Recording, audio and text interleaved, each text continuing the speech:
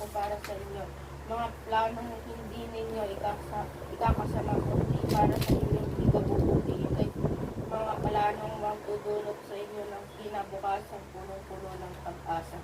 Amen! Ayan, o diba? Ang sarap. Sapagkat batid O, batid niya. O, sige, stop. Batid po ng ating Panginoon sa bawat isa sa atin. O, ano pa ako yan? Batid ko. Batid ko. sa batid ko, tubos ang mga plano ko para sa inyo. Mga planong hindi ninyo ikakasama kundi para sa inyong ikabubuti. Ito'y mga planong nagdudulot sa inyo ng kinabukasan punong-puno ng pag-asa. Amen. Kaya po, siya po ang nakakaalam.